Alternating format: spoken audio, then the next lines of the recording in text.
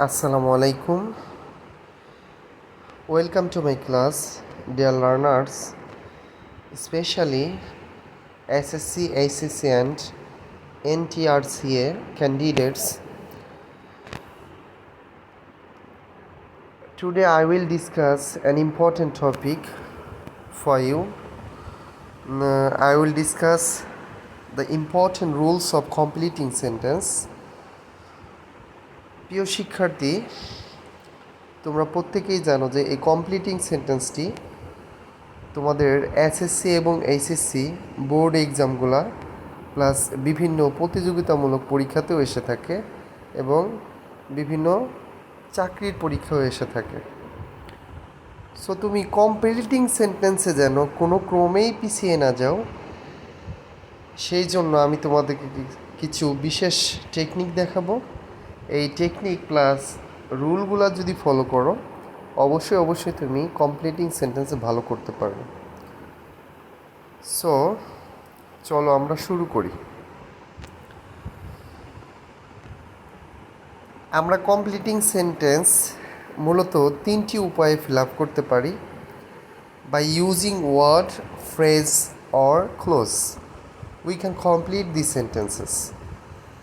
প্রিয় শিক্ষার্থী, আমরা এখানে কমপ্লিটিং সেন্টেন্সে একটি ওয়ার্ড দিয়েও ফিল আপ করতে পারবো, তবে তোমাদেরকে অবশ্যই মনে রাখতে হবে যেন একটি ওয়ার্ড দিয়ে তোমরা ফিল আপ করে না আসো। অ্যাটলিস্ট তোমাকে একটি ভার্ব প্লাস একটি অ্যাডভার্ব অথবা একটা ক্লোজ অথবা একটি ফ্রেজ দিয়ে ফিল আপ করে আসতে হবে। How can we understand that which rules we can apply for completing sentences? আমরা বাক্যগুলোকে পরিপূর্ণ করতে কোন নিয়মগুলো অ্যাপ্লাই করব এবং কিভাবে বুঝবো যে এই নিয়মটাই অ্যাপ্লাই করতে হবে, এর জন্য তোমাদের চারটি ফরম্যাট রয়েছে। একটু খেয়াল করে দেখো। Number 1, seeing sentence structure.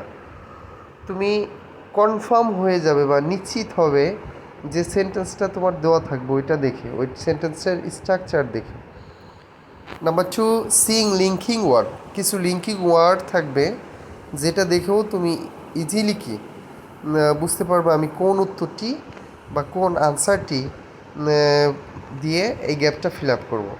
Number 3, seeing phrase or close maker. কিছু দেখো তোমাদের ফ্রেজ বা ক্লোজ মেকার থাকবে যেটা দেখেও তোমরা সহজে বুঝতে পারবে আমাকে এই রুলটা এই ক্ষেত্রে অ্যাপ্লাই করতে হবে। Last number 4, according to context. তোমার যে কনটেক্সটটা দেওয়া থাকবে ওইটা অনুসারে তোমাকে বাক্যটা ফিল আপ করতে হবে। ডিয়ার লার্নার্স, তোমাদের জন্য বিশেষ কিছু গুরুত্বপূর্ণ এখানে নিয়ম দেওয়া হয়েছে যেটা ফলো করে তোমরা খুব ইজিলি এই কমপ্লিটিং সেন্টেন্সটা ফিল আপ করতে পারবে। ইফ, আমাদের সর্বপ্রথম নিয়ম রয়েছে ইফের নিয়ম। ইফ থেকে এসএসসি এবং এইচএসসি অ্যান্ড বিভিন্ন চাকরিমূলক পরীক্ষাতে একটা কোয়েশ্চেন এসে থাকে। এই ইফের আমাদের তিনটি নিয়ম পড়তে হবে। নাম্বার 1, প্রথম ক্লোজটি if plus subject plus V1 plus object থাকলে পরবর্তী ক্লোজটি subject plus shall, will, can, may plus V1 plus object হবে। প্রিয় শিক্ষার্থী, এখানে তোমরা ঝটপট মনে রাখবে আমাদের যদি কখনো ইফযুক্ত সেন্টেন্সটি প্রেজেন্ট ইনডিফিনিটে হয়ে থাকে, প্লাস এখানে যে বিষয়টা মনে রাখতে হবে যদি V1 থাকে সাবজেক্টের পরে, তাহলে 100% আমাদের পরবর্তী কমার পরের যে ক্লোজটি লিখতে হবে ওখানে উইল বা ক্যান নিয়ে তুমি উত্তর করলেই হয়ে যাবে। সাবজেক্ট প্লাস উইল অথবা can plus V1 plus object. বাক্যটা অনুসারে তোমাকে একটা V1, দ্যাট মিনস তোমাকে একটা মেইন ভার্ব আনতে হবে প্লাস বাকি অংশ লিখতে হবে। For example, if you invite me. Dear learners, তোমরা একটু লক্ষ্য করে দেখো এই বাক্যের ভিতরে ইনভাইটটি হচ্ছে V1 হিসেবে রয়েছে। সো আমরা নিশ্চিত হয়ে গেলাম আমাদের পরবর্তী ক্লোজ সাবজেক্টের পর উইল বা ক্যান নিয়ে V1 প্লাস অবজেক্ট করতে হবে। আর একটা জিনিস এখানে মনে রাখবে, যদি কখনো কমার পূর্বে প্রোনাউনের স্পেশালি পার্সনের অবজেক্টিভ ফর্মগুলো এসে থাকে, যেমন আয়ের অবজেক্টিভ ফর্ম মি, হিয়ের অবজেক্টিভ ফর্ম হিম, শিয়ের অবজেক্টিভ ফর্ম হার, দের অবজেক্টিভ ফর্ম দেম, উয়ের অবজেক্টিভ ফর্ম আস, এইগুলা যদি কমার পূর্বে থাকে তাহলে 100% তোমাকে কমার পরে যে সাবজেক্টটা তুমি নিবে অবশ্যই কমার পূর্বে যে অবজেক্টিভ ফর্ম রয়েছে পার্সনের বা প্রোনাউনের ওইটার সাবজেক্টিভ ফর্ম লিখতে হবে। তুমি এখানে একটু লক্ষ্য করে দেখো মি ছিল, আমি এই জন্য সাবজেক্টটাও নিয়েছি হচ্ছে মিয়ের সাবজেক্টিভ ফর্ম আই। তুমি যদি আমাকে দাওয়াত করো, আমি অনুষ্ঠানটায় যোগদান করব, আমি অনুষ্ঠানে আসব, তাহলে I will join the party. এখানে আরও একটি বাক্য এইভাবে আসতে পারতো, ইফ ইউ স্টাডি অ্যাটেন্টিভলি। প্রিয় শিক্ষার্থী, তোমরা এই বাক্যটা একটু মনোযোগ দিয়ে শোনো, যেখানে কিন্তু প্রোনাউনের অবজেক্টিভ ফর্ম নেই। If you study regularly or attentively, তাহলে এখানে স্টাডি হচ্ছে V1। সো আমাদের উত্তরটা ওই পরে অবশ্যই 100% উইল বা can plus V1 plus object দিতে হবে। যদি তুমি মনোযোগ সহকারে বা নিয়মিত পড়ালেখা করো, তুমি পরীক্ষায় ভালো ফলাফল করবে, অথবা তুমি পরীক্ষায় এক কথায় পাশ করতে পারবে। তাহলে you can pass in the exam or you will make a good result in the exam. এখানে কিন্তু প্রিয় শিক্ষার্থী কমার পূর্বে কোনো অবজেক্টিভ ফর্ম নেই দেখে আমরা ডিরেক্টলি যে সাবজেক্ট দিয়েছিল ওইটাই লিখে করলাম। আশা করি তোমরা প্রত্যেকেই বুঝতে পেরেছ। নাম্বার 2তে রয়েছে, একটু খেয়াল করে দেখো, রুল 2, প্রথম ক্লোজটি পূর্বের নিয়মে ছিল সাবজেক্ট প্লাস V1, এখন থাকবে ই plus subject plus V2 plus object. থাকলে পরবর্তী ক্লোজটি আমাদের অবশ্যই ওই উইল বা ক্যানের V2 করতে হবে, উড অথবা কুড। এটা মনে রাখলে হবে, উড অথবা কুড, এই দুইটা জিনিস মনে রাখো তোমরা। কন্ডিশনাল নিয়মে যদি V2 দিয়ে আসে অবশ্যই সাবজেক্ট পরে উড বা কুড নিয়ে V1 প্লাস অবজেক্ট দিয়ে তুমি ফিল আপ করবে। এক্সাম্পল হিসেবে একটু লক্ষ্য করে কী দেওয়া আছে না, আমাদের এক্সাম্পলে রয়েছে ইফ হি কল্ড মি। এ বাকি একটু কমার পূর্বে দেখো মি রয়েছে অবজেক্টিভ ফর্ম, সো আমাদের সাবজেক্ট হিসেবে নিব আমরা আই, যেটা ইতিপূর্বে আমি বলেছি তোমাদেরকে। তুমি যদি আমাকে ডাকতে, আই উড কাম, আমি আসতাম। দেখো এখানে কল্ড V2 হিসেবে রয়েছে, সো এখানে উড অথবা কুড প্লাস V1 দিয়ে আমি করেছি। অর হিসেবে আমি একটা দেখিয়েছি, এরকম আসতে পারে if I were a king, যদি আমি একজন রাজা হতাম তাহলে গরিবদেরকে সাহায্য করতাম। দেখো এখানে আই উড হেল্প দি পোর। এই বাক্যের ভিতরে কোনো অবজেক্টিভ ফর্ম নেই, সো সাবজেক্ট হিসেবে আই ছিল, আই দিয়েই করেছি আমি। এইভাবে তোমরা একটু লক্ষ্য করে কন্ডিশনাল নিয়মটা ফিল আপ করবে।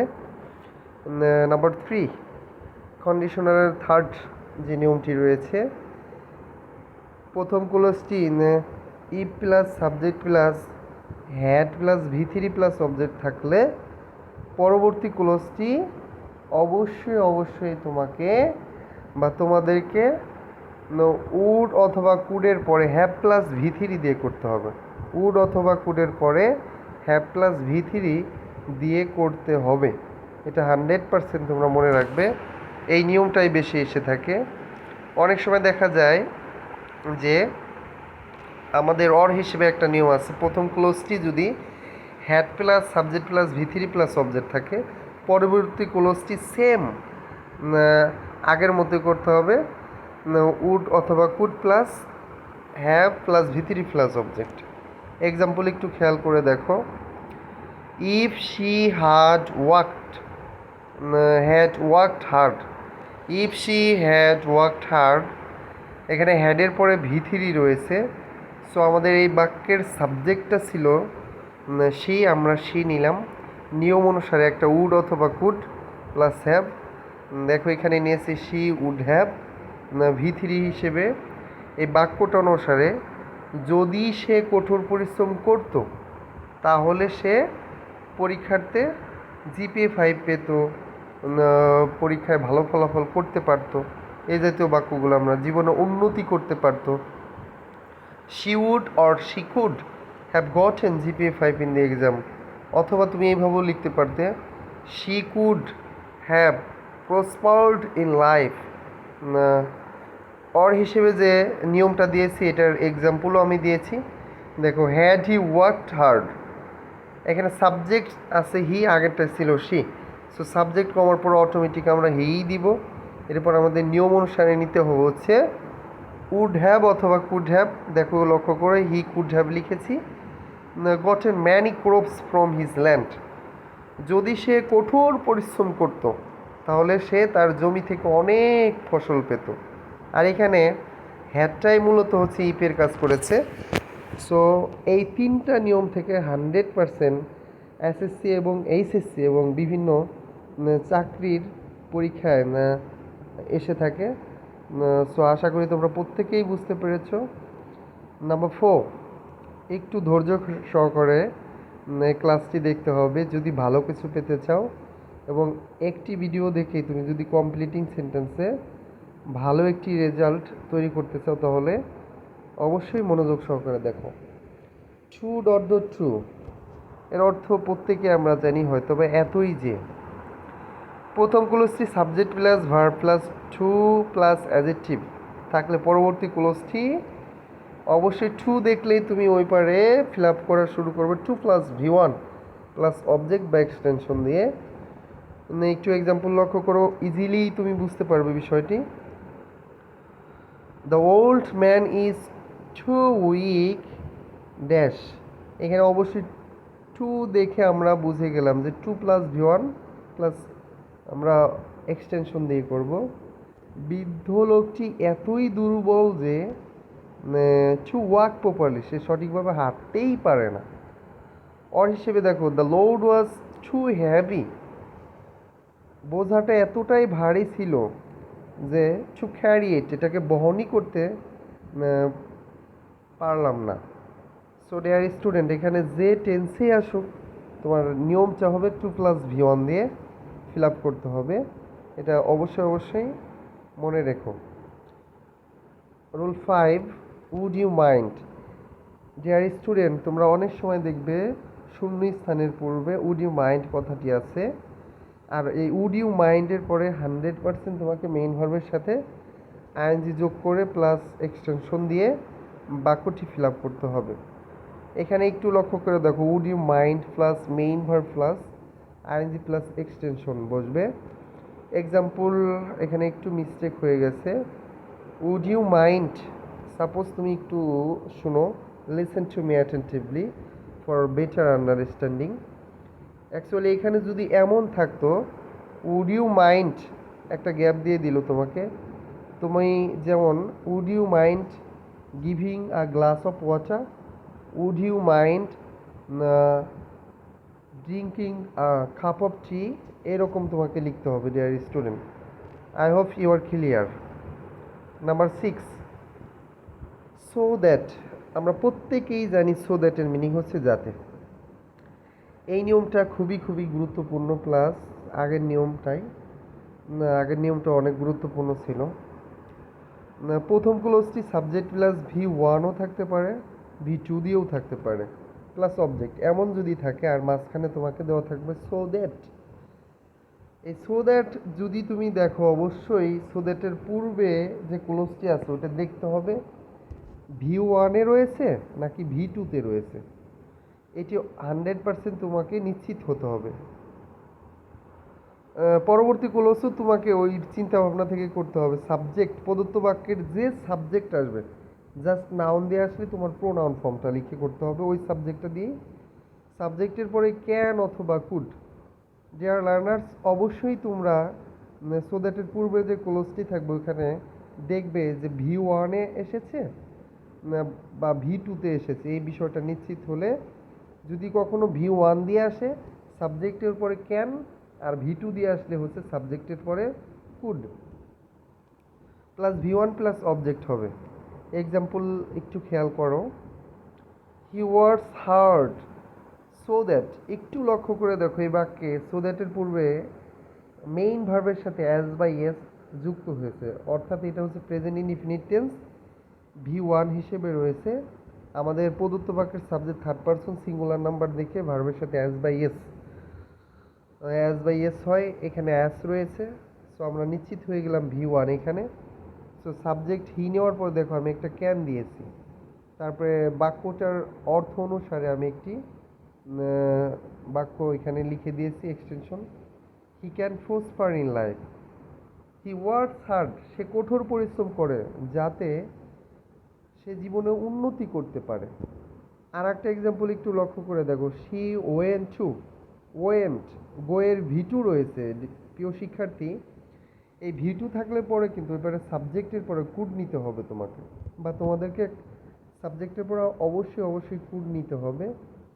She went to London so that she could earn mass money, সে লন্ডনে গিয়েছিল যাতে সে অনেক টাকা উপার্জন করতে পারত। এখানে আরও লেখা যায় যাতে সে কি উচ্চশিক্ষিত হতে পারত। এখানে লেখা যেত এভাবে, she could gained higher education, এখানে সে উচ্চশিক্ষা অর্জন করতে পারত, এজন্য সে লন্ডনে গিয়েছিল, অথবা সে অনেক টাকা উপার্জন করতে পারত। Number 7, so dot dot that. প্রিয় শিক্ষার্থী, এখানে তিনটি নিয়ম পরাপর, এই তিনটি থেকে 100% একটি নিয়ম এসে থাকে। এখানে হচ্ছে 4, 6 অ্যান্ড 7, এই তিনটা নিয়ম খুবই গুরুত্বপূর্ণ, যেটা থেকে তোমাদের প্রতিটা পরীক্ষায় দেখা যায় একটি চলে আসে, আর হচ্ছে ই থেকে একটি আসবে। সো ডট ডট দ্যাট, যদি কখনো আমরা এইরকম পাই যে শূন্যস্থানের পূর্বের ক্লোজে কোথাও সো আছে এবং শূন্যস্থানের পূর্বে দ্যাট আছে, অনেক সময় দেখা যাবে যে সো আছে কিন্তু দ্যাট নেই, তোমাকে দ্যাট দিয়ে তারপরে বাকি ক্লোজটা ফিল আপ করতে হবে। এই সো ডট ডট দ্যাটের মিনিং হচ্ছে এতই যে প্রথম ক্লোজটি পূর্বের নিয়মের মতোই সেম, সাবজেক্ট প্লাস V1ও থাকতে পারে, V2ও থাকতে পারে, plus so plus adjective plus that, এইরকম যদি থাকে তাহলে পরবর্তী ক্লোজটি আমাদের প্রদত্ত সাবজেক্ট নিব, এখানে শুধু ক্যান নট অথবা কুড নট। আগে যেমন সো দ্যাট ছিল, এখানে শুধু ক্যান অথবা কুড, আর সো ডট ডট দ্যাট থাকলে ক্যান নট অথবা could not plus V1 plus object দিয়ে করতে হবে। তোমাদের বোঝার সুবিধার্থে আমি ব্র্যাকেটে লিখে দিয়েছি। V1 যদি কখনো থাকে তোমাদের করতে হবে ক্যানট দিয়ে, অ্যান্ড V2 থাকলে কুড নট দিয়ে তোমাকে লিখতে হবে প্রদত্ত বাক্যের সাবজেক্টের পরে। এক্সাম্পল, দ্য লোড ইজ, একটু লক্ষ্য করে দেখো, ইজ হচ্ছে V1-এ রয়েছে প্রিয় শিক্ষার্থী। So heavy that, so dot dot দ্যাটও রয়েছে। সো আমরা এখানে দেখো যে কোনো সাবজেক্ট এনে আনসারটা করতে পারতেছি, যেহেতু এখানে কোনো সাবজেক্ট প্রোনাউন ভিত্তিক নেই বা পার্সোনাল সাবজেক্ট নেই। The load was so heavy that, বোঝাটা এতটাই ভারী যে আই ক্যানট ক্যারি ইট, আমি এটাকে বহন করতেই পারিনি। হি ক্যানট ক্যারি ইট, সে এটাকে বহন করতেই পারেনি, অথবা উই ক্যানট ক্যারি ইট, আমরা এটাকে বহন করতেই পারিনি। নেক্সট এক্সাম্পল একটু দেখো, the old man was so weak হবে দেয়ার স্টুডেন্ট, এখানে ওয়ার্ক হয়েছে। সো আমরা একটু এখানে ঠিক করে নেব, বৃদ্ধ লোকটা এতটাই দুর্বল দ্যাট যে, তাহলে সো ডট ডট দ্যাট, আমরা এখানে ওয়াজ দেখে বুঝে গিয়েছি এটা পাস্ট টেন্স এসেছে, সো কুড নট দিয়ে করব। এই বৃদ্ধ লোকটার প্রোনাউন ফর্ম হচ্ছে হি, দেখো আমি হি দিয়েছি, তারপরে কুড নট প্লাস একটি ভার্ব ওয়াক, এখানে তুমি প্রপারলি অ্যাড করে দিতে পারো। বৃদ্ধ লোকটি এতটাই দুর্বল ছিল যে সে হাঁটতেই পারতেছিল না। Number 8, as if as though, এই অ্যাজ ইফ অ্যাজ দোর অর্থ হচ্ছে যেন, অ্যাজ ইফ অ্যাজ দোর অর্থ যেন। এখানে একটু তোমরা দেখো টাইপিং মিস্টেক হয়তো বা এলোমেলো হয়েছে, নো প্রবলেম। এই অ্যাজ ইফ অ্যাজ দো খুবই গুরুত্বপূর্ণ একটা নিয়ম। অ্যাজ ইফ অ্যাজ দোর পূর্বে আমাদেরকে দেখতে হবে, অ্যাজ ইফ অ্যাজ দো বাক্যের মিডিল পয়েন্টে থাকবে। অ্যাজ ইফ অ্যাজ দোর এখানে যদি পূর্বের ক্লোজে অ্যাজ বাই এস বা V1 থাকে, তাহলে আমাদের পরবর্তী ক্লোজটা হবে প্রদত্ত বাক্যের subject plus V2 plus object দিয়ে। যেমন এখানে এক্সাম্পল লক্ষ্য করো, he speaks speaks as if, এখানে স্পিক্স রয়েছে অ্যাজ বাই এস V1, সে এমনভাবেই কথা বলে যেন হি নিউ এভরিথিং। প্রিয় শিক্ষার্থী, তোমাদের যদি এমন বাক্য এসে থাকে প্রায়টার উত্তরই তুমি এইভাবে করে আসতে পারো, no problem. Knew everything or had known everything, এইভাবে তুমি উত্তরটা দিলেও হয়ে যাবে অ্যাজ ইফ অ্যাজ দোর নিয়মে। অর হিসেবে দেখো রয়েছে শি প্রিটেন্ডেড অ্যাজ দো, সে এমনভাবেই ভান করতেছিল যেন, এখানে দেখো V2 রয়েছে দেখে আমি সাবজেক্ট নেওয়ার পরে হ্যাড প্লাস V3 করেছি। শি হ্যাড নোন এভরিথিং, সে সব কিছুই জানতো। I hope you are clear. Next rule, প্রিয় শিক্ষার্থী, এখানে অ্যাজ অবলিক সিন্সের নিয়মের এক্সাম্পলটা একটু উপরে উঠে গেছে। সো আমরা আগে নিয়মটা দেখি। অ্যাজ অবলিক সিন্স এর অর্থ হচ্ছে যেহেতু, এই অ্যাজ অবলিক সিন্স খুবই গুরুত্বপূর্ণ একটা আইটেম অর রুল। এই প্রথম ক্লোজে তুমি যদি কখনো অ্যাজ বা সিন্স দেখো, তাহলে পরবর্তী ক্লোজটি তোমাকে অ্যাজ বা সিন্সযুক্ত ক্লোজটি কি V1-এ এসেছে না V2-তে, এটা প্রথমে নিশ্চিত হয়ে তারপরে তোমাকে ওই পারে ক্যান নট অথবা could not plus V1 plus object দিয়ে উত্তর করতে হবে। একটু লক্ষ্য করো উপরে example, dear learners. As he is very week, যেহেতু সে খুবই দুর্বল, সেহেতু সে কি অফিসে যেতে পারেনি। He cannot go to office, he cannot go to college university, এভাবে আমরা আনসারগুলা করতে পারবো। এখানে V2 হিসেবে যদি থাকতো ওয়াজ, তাহলে আমরা কুড নট দিয়ে করতাম। প্রিয় শিক্ষার্থী, আমাদের next rule number 9, it is time it is high time. 100 এটা একটা গুরুত্বপূর্ণ নিয়ম, যেটা প্রায় সময় দেখা যায় আমাদের বিভিন্ন পরীক্ষাতে এসে থাকে। এই it is time it is high time, এটার অর্থ হচ্ছে এটাই উপযুক্ত সময়, যেটাতে আমরা দুইভাবে উত্তরটা করতে পারি। এবং তোমাকে এখানে অবশ্যই অনেক সুন্দর করে দেখতে হবে মনোযোগ দিয়ে, যে it is time it is high টাইমের পরে সাবজেক্ট আছে কি নাই। যদি সাবজেক্ট না থাকে তাহলে অবশ্যই 2 প্লাস V1 প্লাস অবজেক্ট দিয়ে করতে হবে। অথবা তুমি দেখো it is time it is high time plus subject plus, যদি কখনো সাবজেক্ট দেওয়া থাকে তাহলে V2 প্লাস অবজেক্ট দিয়ে উত্তর করতে হবে। আশা করি তোমরা বুঝতে পারছো বিষয়টা। এক্সাম্পল হিসেবে রয়েছে দেখো, ইট ইজ টাইম, এখানে তোমাকে গ্যাপ দিয়ে দিল, তখন লিখতে হবে কি, to prevent air pollution, to prevent environment pollution, to stop corruption. এইভাবে আমরা অনেকগুলা কি উত্তর লিখতে পারি। ইট is time to read attentively, এভাবে আমরা কি অনেকগুলা আনসার এখানে লিখতে পারি। জাস্ট তোমাকে দেখতে হবে সাবজেক্ট কি দিয়েছে বা দেয়নি। যদি সাবজেক্ট না দেয় আমরা দুইভাবেই উত্তর লিখতে পারবো, সাবজেক্ট দিয়ে V2 প্লাস অবজেক্ট, অথবা এক কথায় 2 প্লাস V1 দিয়েও আমরা উত্তরটা লিখতে পারবো। অর হিসেবে রয়েছে ইট ইজ টাইম উই, দেখো এখানে উই রয়েছে সাবজেক্ট, সো ভার্ব অবশ্যই V2 দিয়ে করতে হবে। It is high time we stopped corruption, এটাই উপযুক্ত সময় আমাদের দুর্নীতিকে বন্ধ করার। প্রিয় শিক্ষার্থী, এটা খুবই গুরুত্বপূর্ণ একটা নিয়ম, তোমরা অবশ্যই ভালো করে দেখবে। নাম্বার 11, দেখো তোমাদের অনেক সময় পরীক্ষাতে দেখা যায় যে এই নিয়মটা এসে থাকে।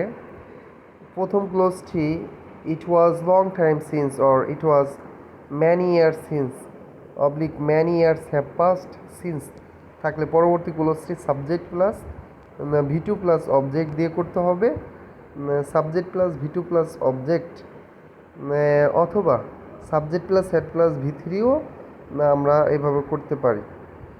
দেখো কখন আমরা V2 করব, কখন আমরা হেড প্লাস V3 করব। যদি V1 থাকে অবশ্যই V2 দিয়ে, আর V2 থাকলে হেড প্লাস V3 দিয়ে। Example 5 years have passed since, দেখো এখানে প্রেজেন্ট টেন্সে রয়েছে হ্যাভ পাস্ট সিন্স, সো আমরা উত্তরটি লিখব subject plus V2 plus object. অনেক বছর হয়ে গেছে যখন উই মেট ফার্স্ট আমরা প্রথম সাক্ষাৎ করেছিলাম। Next example, it was long time since, অনেক সময় অতিক্রম হয়ে গিয়েছিল যখন আই হ্যাড মেট হিম, আমি তার সাথে সাক্ষাৎ করেছিলাম। আই হোপ তোমরা বুঝতে পেরেছ। নেক্সট রুল খুবই গুরুত্বপূর্ণ, এটা প্রায় সময় এসে থাকে পরীক্ষাতে, লেস্টের নিয়মটা। এই লেস্টের অর্থ হচ্ছে নইলে। প্রথম ক্লোজটির শেষের দিকে তুমি যদি কখনো লেস্ট দেখো তাহলে 100% তোমাকে হচ্ছে প্রদত্ত যে সাবজেক্টটা আসবে বা তুমি যে সাবজেক্টটি নিবে, উই অথবা দে বা অন্য যে কোনো সাবজেক্ট তুমি নাও, তাহলে এরপরে শুড সব থেকে বেশি শুড দিয়ে আনসার করা হয়ে থাকে। তবে প্রিয় শিক্ষার্থী, তোমরা মাইট দিয়েও এখানে উত্তর করতে পারবে।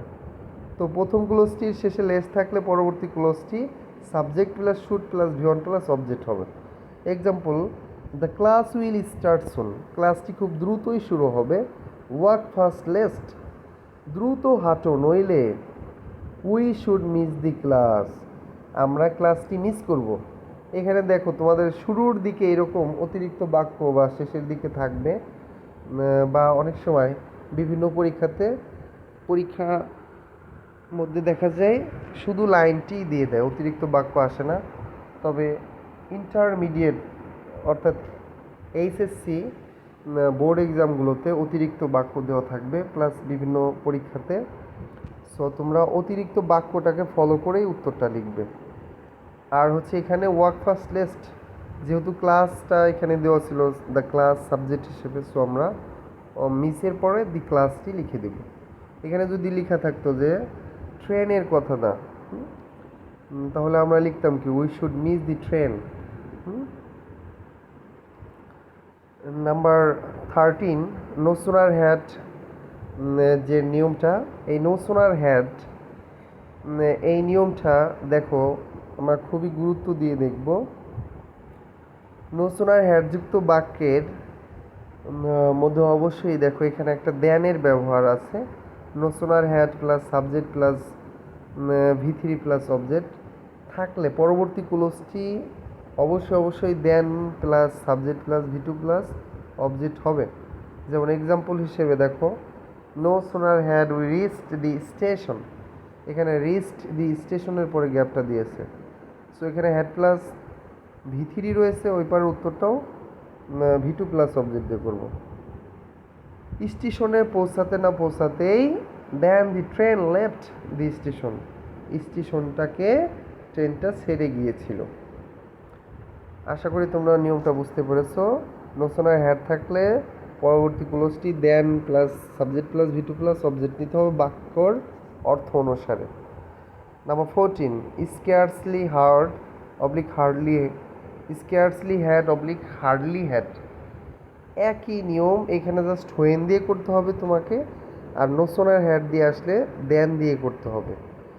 প্রথম ক্লোজটির শুরুর দিকে তুমি যদি স্কেয়ার্সলি হ্যাড বা হার্ডলি হ্যাড দেখো, তাহলে অবশ্যই পরবর্তী ক্লোজটি when plus subject plus V2 দিয়ে করতে হবে। একটু এক্সাম্পল ফলো করো। Scarcely had we reached at home, আমরা বাসায় পৌঁছাতে না পৌঁছাতেই when the rain started in outside, বাহিরে বৃষ্টি শুরু হয়ে গেল। আই হোপ তোমরা বুঝতে পেরেছো। এখানে হার্ডলি হ্যাড দিয়েও আসতে পারে, যাই হোক যেটা দিয়ে আসুক ইনশাল্লাহ। Scarcely had oblique hardly had আসলে হোয়েন প্লাস পরবর্তী যে লিখবা subject plus V2 plus object, আর নোশনার হ্যাড আসলে অবশ্যই then plus subject plus V2 plus কি অবজেক্ট দিয়ে তোমাকে করতে হবে। Next rule number 15, relative pronoun. Dear শিক্ষার্থী দেখো তোমাদের এখানে রিলেটিভ প্রোনাউন থেকে একটা বাক্য এসে থাকে, হু, হুইচ, হোয়েন, অথবা অনেক সময় স্থানকেন্দ্রিকও হোয়ার দিয়েও তোমাকে কি আসতে পারে। সো এইভাবে যদি কখনো আসে, নো টেনশন, তুমি দেখবে এই রিলেটিভ প্রোনাউনের পূর্বে যে ক্লোজটি আছে ওইটা কি V1-এ আছে না V2-তে আছে। যদি V1-এ থাকে তাহলে উত্তর তুমি হচ্ছে এখানে দুইভাবে করতে পারবে, হচ্ছে ইজ আর প্লাস মেইন ভার্বের সাথে আইএনজি প্লাস অবজেক্ট দিয়ে, অ্যাম ইজ আর নিয়ে প্লাস মেইন ভার্বের সাথে আইএনজি প্লাস অবজেক্ট, এই দুইভাবে করা যায়, am is are plus object অথবা ভার্বের সাথে আইএনজি প্লাস অবজেক্ট। আর যদি পাস্ট টেন্সে আসে ওয়াজ বা ওয়ার প্লাস অবজেক্ট দিয়ে করা যাবে, অথবা ওয়াজ বা ওয়ার প্লাস মেইন ভার্বের সাথে আইএনজি প্লাস অবজেক্ট দিয়ে করতে পারবে। একটু লক্ষ্য করো example, I C a man, I C a man on road, রাস্তার উপর আমি একটা লোককে দেখি, হু তারপরে গ্যাপ দিয়ে দিচ্ছে, who is an English teacher, who is my relative, who is drinking water. এইভাবে আমরা কি উত্তরগুলো করতে পারি, who is eating banana, who is eating or who is drinking cool water. এভাবে আমরা কি উত্তরগুলো দুইভাবে লিখতে পারি। অর দেখো, অর হিসেবে হু ইজ ফুলিং রিক্সা, যে কি রিক্সা চালাচ্ছে। এক কথায় আমরা who is my relative, who is a stranger person, who is an English teacher. এইভাবে আমরা উত্তরগুলো এক ধাপে নিব। অন্যদিকে দেখা যায় আমরা অ্যামিজারের পরে মেইন ভার্বের সাথে আইএনজি প্লাস অবজেক্ট দিয়েও করতে পারি, যেমন ইজ ফুলিং রিক্সা। এভাবে কি আমরা নিতে পারি। এখানে অবশ্যই ব্যক্তি ছিল দেখো, আর একজন ছিল এখানে, এ ম্যান, এই জন্য আমরা এখানে কি নিয়েছি ইজ। আর যদি এখানে প্লুরাল সাবজেক্ট থাকলে অবশ্যই আমরা আর নিতাম, এটা অবশ্যই তোমাকে মনে রাখতে হবে। অর হিসেবে আমি আর একটা এক্সাম্পল দিয়েছি, হি স বার্ড হুইচ, এখানে সফট সি এর ভিটু হচ্ছে সো এখানে উত্তরটা করার সময় ওয়াজ বা ওয়ার দিয়ে করতে হবে। এ বার্ড, হুইচের পড়বে সিঙ্গুলার সাবজেক্ট, সো ওয়াজ হবে। আমি একটা পাখিকে বা সে একটা পাখিকে দেখলো যেটি খুবই দুর্বল ছিল, যেটি খুবই সুন্দর ছিল, তাহলে which was very weak, which was very beautiful. Or হিসেবে দেখো, which was flying in the sky, যে কি আকাশে উড়তেছিল। প্রিয় শিক্ষার্থী, আমরা এইভাবে উত্তরটা কি নিতে পারি। আর একটা নিয়ম হচ্ছে, এখানে হোয়েন দিয়ে যদি কখনো আসে, সাবজেক্ট প্লাস ভি ওয়ানও বা ভি টুও থাকতে পারে প্লাস অবজেক্ট প্লাস হোয়েন, অনেক সময় তোমাদের এটা আসে। পরবর্তী ক্লোজটা আমাদের ওইভাবে ভি ওয়ান বা ভি টু প্লাস অবজেক্ট দিয়ে করতে হবে। এক্সাম্পল, 1971 ইজ আ ইয়ার। এখানে দেখো অতীত সাল, তোমাকে দেখো ইজ দিয়েছে একটু কনফিউশনে ফেলার জন্যে, বাট এখানে আমাদের পাস্ট টেন্সের কথা বলা রয়েছে, সো উত্তরটাও ভি টু দিয়ে করতে হবে। এটা ছিল 1971, 1901, দেখো 1971 ইজ আ ইয়ার, 1971 সালে এমন একটা সময়, হোয়েন যখন we got our independence, we received our independence. এইভাবে আমরা উত্তরগুলো লিখব। অথবা অন্যদিকে দেখো, I want to go to Dhaka, না আমি ঢাকায় যেতেছি, do you know when the next train will come at station, তুমি কি জানো পরবর্তী ট্রেনটা কখন স্টেশনে আসবে। যেমন বাক্য আসবে তেমনভাবে, এখানে ভি ওয়ান দিয়েছিল, আমরা ফিউচার ইনডিফিনিট দিয়ে করতে পারবো, নো প্রবলেম, বাক্যটার অর্থ ভালো আনার জন্য। নাম্বার 16 রয়েছে আমাদের দো অলদো, এর অর্থ হচ্ছে যদিও। এই দো অলদো যুক্ত বাক্যটার আনসারটা অলওয়েজ তোমাকে বিপরীতভাবে করতে হবে, আর এইটা হচ্ছে ডিপেন্ড করবে যে বাক্যটা আছে সেটার উপরে, তার পরিপূর্ণ বিপরীত একটা বাক্য তোমাকে লিখতে হবে। এই দো অলদো যুক্ত বাক্যের ক্ষেত্রে অবশ্যই এই বিষয়টা মনে রাখবে যে বিপরীত বিষয়ে উত্তর হবে পরবর্তী ক্লোজটা। এক্সাম্পল খেয়াল করো, দো দি ফার্মার ইজ ভেরি পোর, যদিও কিশোরটা খুবই গরিব বা অসহায়, তবুও সে কি একজন সৎ ব্যক্তি। তবে এখানে প্রেজেন্ট টেন্সে ভি ওয়ানে ছিল, আমাদের উত্তরটাও কিন্তু ভি ওয়ানেই করছি।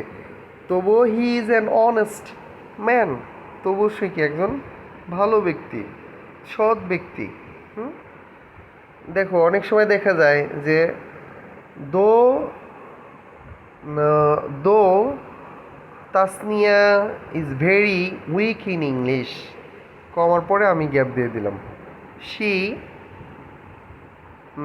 She passes in the exam, অথবা she has made a good result in English. এইভাবে কিন্তু বিপরীতভাবে মানে তোমাকে উত্তরটি লিখতে হবে।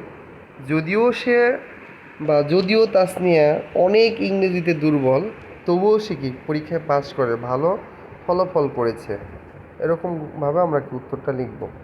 নাম্বার 17, আনলেস যুক্ত বাক্যটার ক্ষেত্রে অবশ্যই আমাদের এটা মাথায় রাখতে হবে। আনলেস অর্থ হচ্ছে যদি না।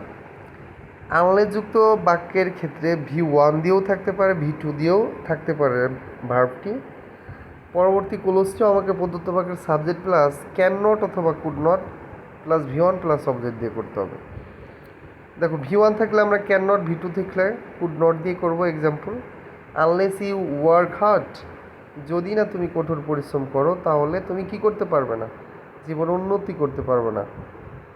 You cannot shine in life, you cannot pass in the exam, you cannot earn mass money. এভাবে তুমি কি অনেকগুলো উত্তর করতে পারো।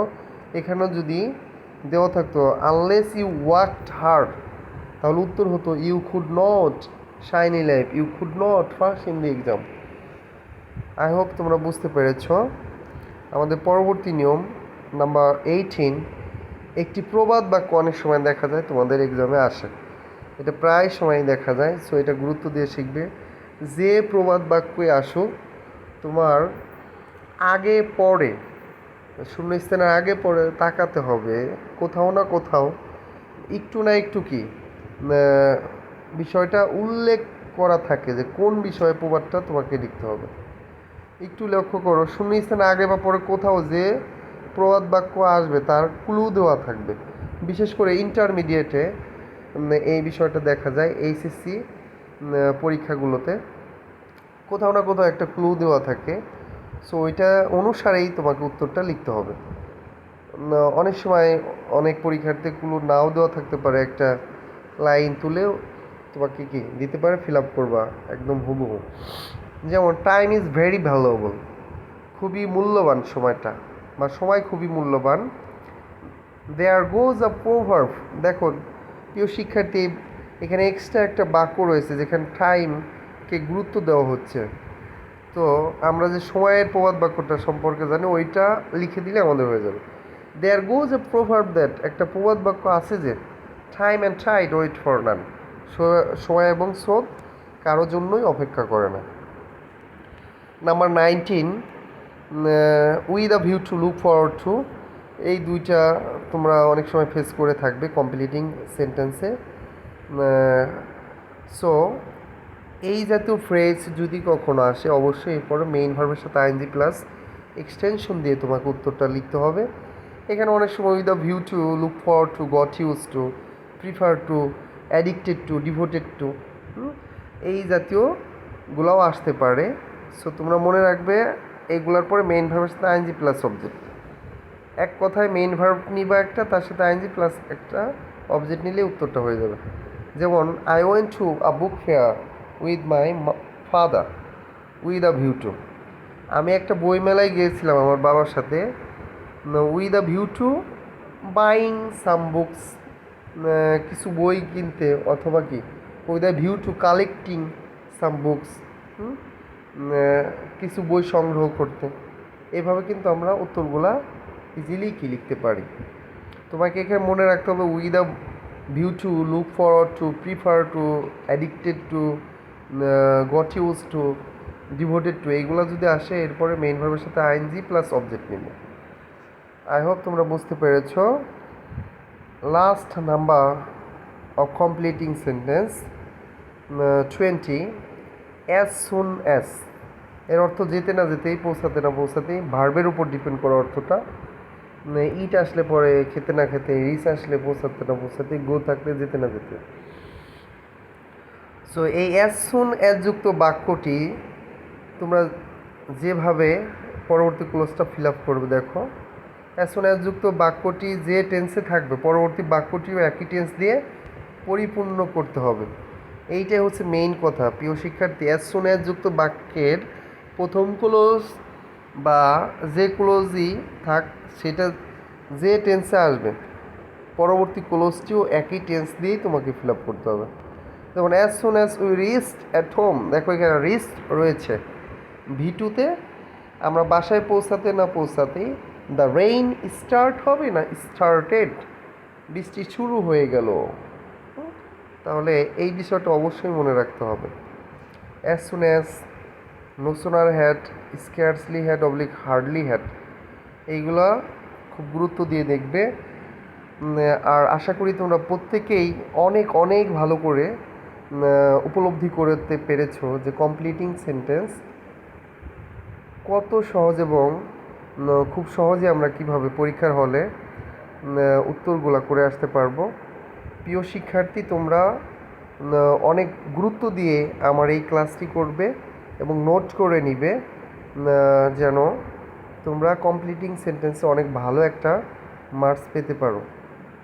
এবং এই কমপ্লিটিং সেন্টেন্স এর আনসার করতে যেয়ে যেন কোনো হিমশিম খেতে না হয়, এজন্যই তোমরা এই নিয়মগুলোকে অনেক অনেক সুন্দর করে নোট করবে। Plus you have to practise again and again for making a good result or good mark in completing sentence.